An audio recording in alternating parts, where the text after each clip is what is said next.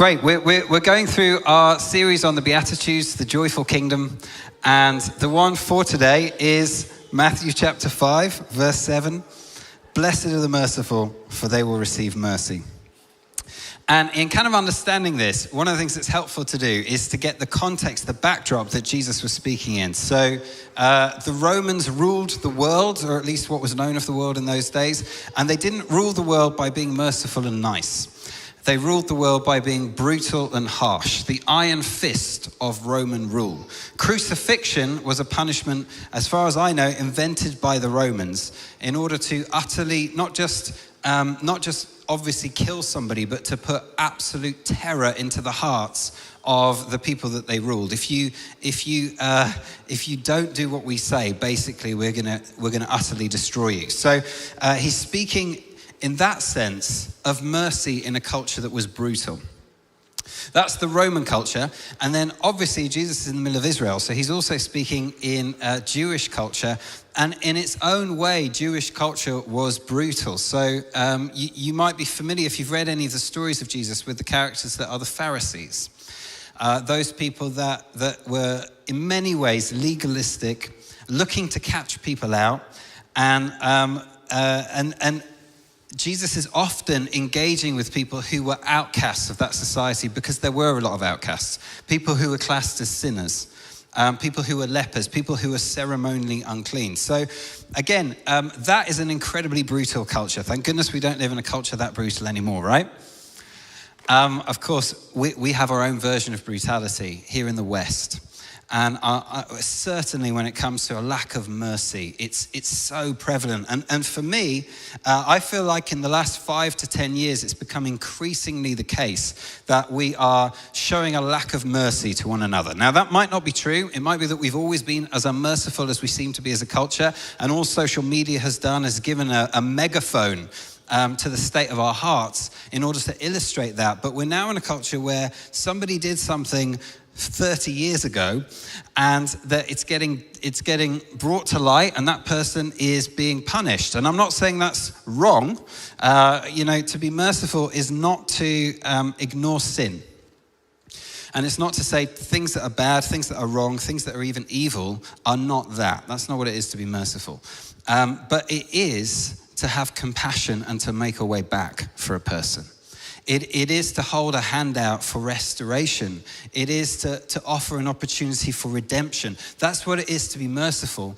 And I don't know about you, but sometimes I get a little nervous when I see the latest person who tweeted something 15 years ago is being ostracized because of what they've put out there, because I think sooner or later someone's going to discover my dark secrets, and how are they going to respond? So we're living in a culture that is merciless in many ways.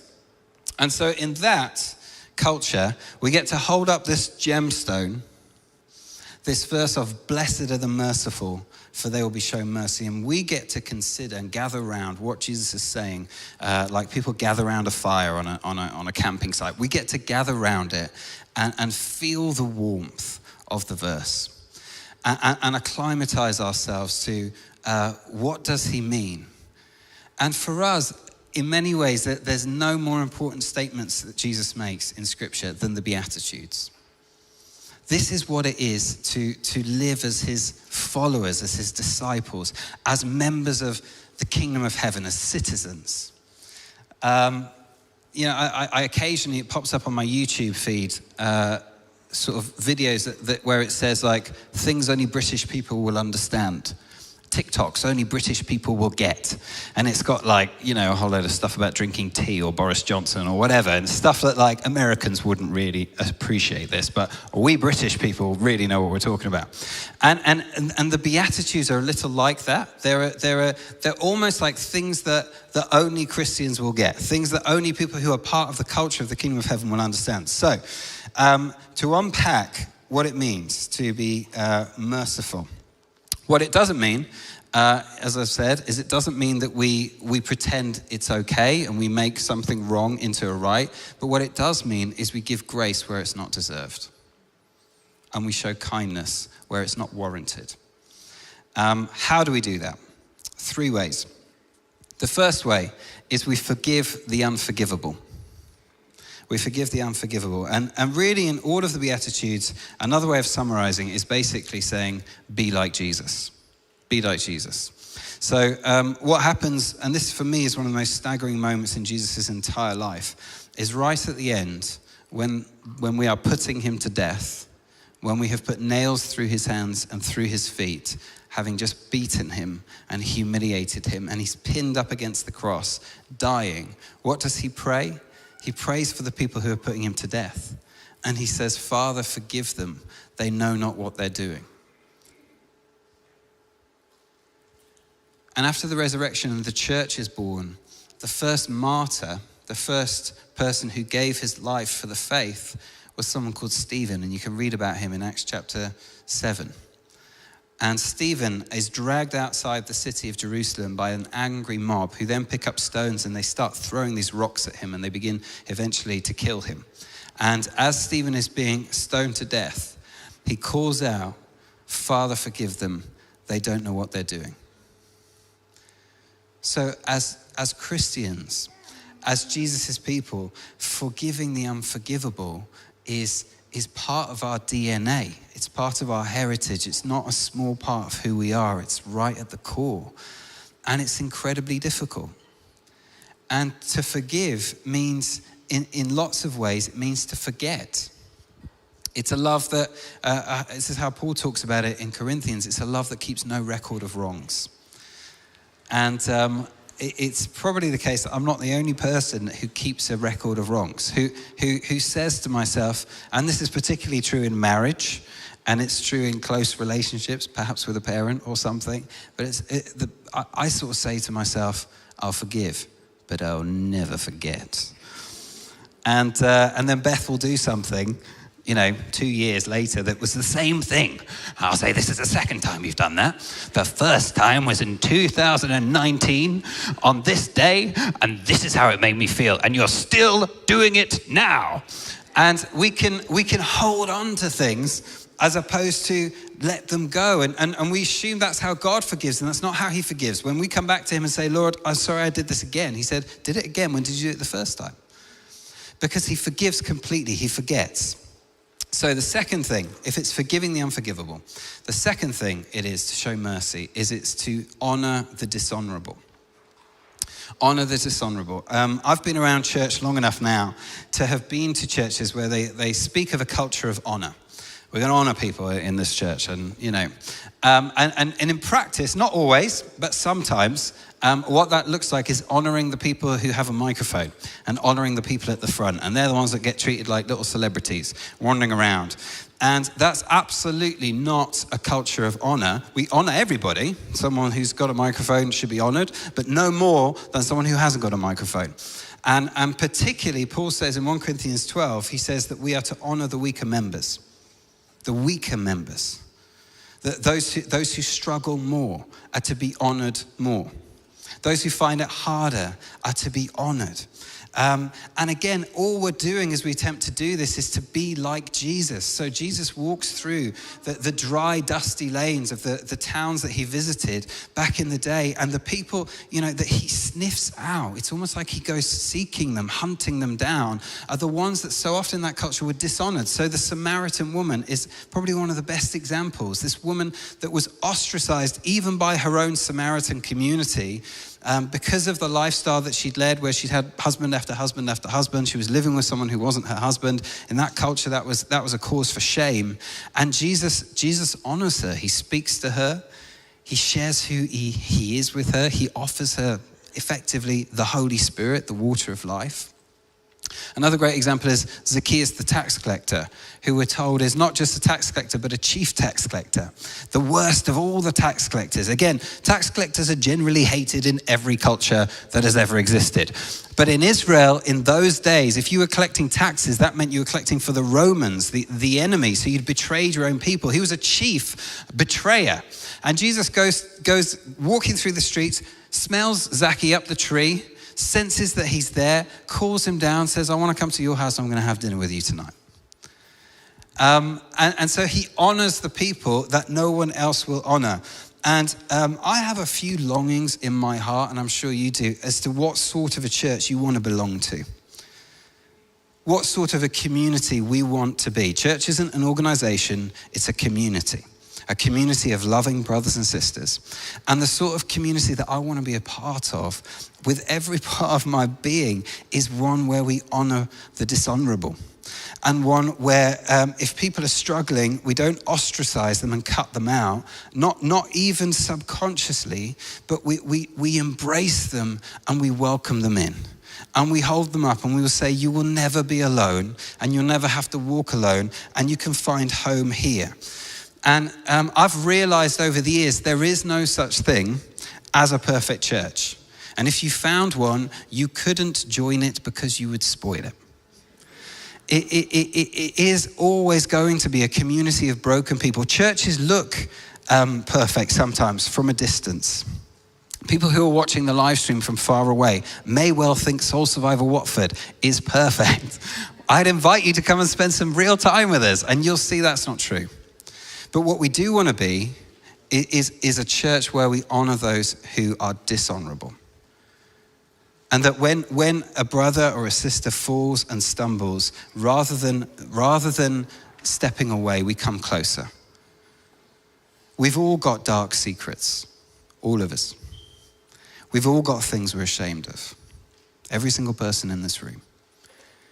And I want to be a part of a community where I can share that and still be loved. That's the sort of community Jesus has in mind when he talks about being merciful. So it means to honor the dishonorable. And thirdly, it means to love the unlovable. And this begins when we understand that we are all essentially and basically the same before him. Mike's just texted me. I am watching on the live stream, you are so boring.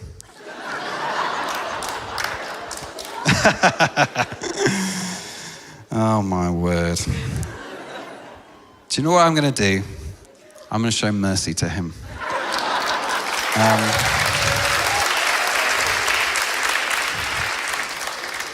Boom. All right, where were we? Loving the unlovable. Oh yeah. Man, these notes are terrible. No wonder I can't understand anything I'm saying. He made them. Right, basically when we understand we're all in the same boat with this, that's when everything begins to change. Not that we're the loved people who got it all together and we're showing love to all these poor, unlovable others, but that we're all before him, people who come as beggars, and we have received this absolute feast. And then all we are doing is telling others where they can find food too. That's all we're doing. We're people who've come empty-handed, and it's like this tsunami of love has been poured into that tiny little cup we hold before him. And all we do as we give love away is we just, from the abundance that he has poured into us, we give it to others. That's the heart of Christianity, and that's what it is to be a people like him, a people who show mercy. And let it be the aspiration for all of us, and I'm preaching to myself more than anyone else, to be somebody like this. But it is not easy. In fact, it's the opposite of easy. And we fall very far short often. So what can help us if we want to grow in this? I think the first thing that helps is really getting that we are the receivers of mercy before we're the givers of it. That's where it starts. And one of my favorite stories of Jesus is the story you can find in Matthew chapter 18. It's the parable of the unmerciful servant, it's called. And I'll just read some of it to you. The context is Peter comes to Jesus and he says, how many times do I have to forgive people? And Jesus, he sort of says, 7 times. And Jesus says, no, not 7 times, 70 times 7, Pete, which means you just keep forgiving. And then Jesus tells him a story. Therefore, the kingdom of heaven is like a king who wanted to settle accounts with his servants. As he began the settlement, a man who owed him 10,000 bags of gold was brought to him. Since he was not able to pay, the master ordered that he and his wife and his children and all that he had sold to repay the debt. At this, the servant fell on his knees before him. Be patient with me, he begged, and I will pay back everything. The servant's master took pity on him, canceled the debt, and let him go. But when that servant went out, he found one of his fellow servants who owed him 100 silver coins. He grabbed him and began to choke him. Pay back what you owe me, he demanded. His fellow servant fell to his knees and begged him, 'Be patient with me, and I will pay it back.' But he refused. Instead, he went off and had the man thrown into prison until he could pay the debt. When the other servants saw what had happened, they were outraged and went and told their master everything that had happened. Then the master called the servants in. 'You wicked servant,' he said, 'I cancelled all that debt of yours because you begged me to. Shouldn't you have had mercy on your fellow servant just as I had on you?' In his anger, the master handed him over to the jailers to be tortured until he should pay back all he owed. This is how your heavenly Father will treat each of you unless you forgive your brother or sister from your heart." That's how it finishes. And it's easy when we read Jesus' stories to sort of skim over them and not appreciate what he's actually saying, but it's absolutely huge. He says this guy walks into the throne room of this king and he owes him 10,000 bags of gold. And if you do the sums on that, it's an astronomical figure. It's bigger than the sort of GDP of Galilee, Samaria, and Judea put together. We're talking like this, we're talking hundreds of millions of pounds. I know you feel like you're in debt, but this is like mad, right? He walks in with this almost inconceivable amount of debt. And, anyone who's been in debt knows the burden that puts on you and the weight that you feel under when you're in that position. And he walks up to the king, and he knows this is a guy who doesn't mess. And he knows this is a guy who, if someone can't pay their debt, their whole family gets enslaved. So how's he feeling in that moment? How would you be feeling? Utterly terrified. His mouth is dry, his knees are knocking, he needs the loo. He's standing there terrified. And then the king finally says, "Come before me." And the guy says, "I can't pay it. If you give me a bit more time, I'll pay it, but I can't do it now." And the king knows that's not true as much as the guy knows that's not true. It's like saying, "Give me a bit more time and I'll find £1 billion. You're not going to find it. But what else can he say? So he says, "Give me more time and I'll pay the debt." And then it's like this look of compassion comes over the king's face, and he just says to him, it's wiped away. It's clean, it's done, it's gone. And this guy leaves the room with that weight lifted. Can you imagine a situation like that? For me, the biggest debt I've ever had is a mortgage. 35-year mortgage. That's what we had to get to buy a house in Watford. And every time I go on my online banking, it's like, there's your money, and there's like minus thousands and thousands and thousands of pounds that you'll be paying off until you're practically dead, right? And imagine the bank manager of Nationwide calls me in, "Andy, we need to talk. We're going to repossess your house." I go in, and I'm standing there before the bank manager, and he says, "You need to give me all the money back." And I said, "Please, give me more time. 35 years, more time, and I will get you your money." And imagine if he looked at me in that moment and just said, "Do you know what? Forget it. We'll just wipe it out and you can keep the house." How would I respond? How would you respond in that moment? I would snog the bank manager.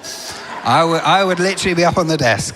I would leave that room. I would run into Watford High Street, and I would just go, "Yes, Nationwide, yes, Nationwide, yes, Nationwide." I knew there was a reason I chose you. Why? Why would I react like that? Because in a single moment, in an instant, with just one sentence, an entire lifetime's worth of debt has disappeared. And for us, it disappeared when he said, "It is finished," when he died on the cross. And we sit with that to meditate on the fact that as far as the east is from the west, so far has he removed my sins from me, that he washes me as white as snow. Every shameful thought, every terrible thing, everything I've ever said, thought, and done, every time I've been a coward and backed away when I should have stood up for what was right, every way in which I've fallen short, the ugliest, dirtiest things I've done, white as snow. Before we're a people who give mercy, we are a people who have received it. And when we sit with that, then suddenly it becomes easier to give it away. And Jesus says, and he says, "Blessed are the merciful, for they will be shown mercy, for they will receive mercy." And what he's not saying, it's really clear to understand this, is that if you are merciful, you'll earn some mercy in response. It's not a works-based thing. We were shown mercy as we put him to death on a cross. It's not about that. But the blessing is that the happiness comes, the joy comes when we learn to be a people of mercy, because it truly is more blessed to give than it is to receive. It really is. This is the upside down kingdom. It's inside out. And a part of it is captured in the fact that when you're a person who's able to give mercy, you also can receive mercy. You're also better at receiving it. One of the figures that I relate to most in the scripture is the older brother in the parable of the prodigal son, who worked and worked and worked and worked. And yet it's the younger son who went into the party and into his father's embrace. And it's the older brother that stayed outside, and we never find out what happened to him. When we're tight-fisted and judgmental of others, we find it very hard to receive and to trust in the mercy of God. And to cling on to bitterness and judgmentalism and condemning others and judging them, it's a very heavy and a very sad way to live. It's in many ways initially the easier road. I'll be happy if I hold this grudge. It's just so satisfying to hang this over your head. Isn't that easy at the start? But then before you know it, it's like you've taken poison and you're waiting for them to die. And all that's happening is it's eating you up inside. Blessed are those who are merciful, because they will receive mercy. It's this weird two-way thing that we open our hand to offer it, and at the same time we're better able to receive it. And we begin then to live in happiness and to live in joy. To finish, in a nutshell, Jesus is saying in this verse, be like me. Be like me. My response is, Lord, I got no hope of that. I got no hope. You see me getting bitter about these people in the paddling pool who got in there ahead of me and my children, even though we got up really early and I'm super sweaty and I've got them changed and their sunscreen's on and even that's a hard thing for me in the sunshine. How can I be merciful like you? Do you know what his response is, I think, is look at me. Just look at me first. Watch how I do it. First of all, to you, I'll love the unlovable parts of you. I will honor those parts of you that are dishonorable. I will forgive those things that you think are unforgivable. You receive that. And then you give it away to others. And then the more you give it away, the more you'll find you'll receive it from me. And you'll trust my mercy more and more. And then you give it away, and then you're better able to receive it from me. And you find that you grow into a state that could be described as blessed or happy. Does that make sense?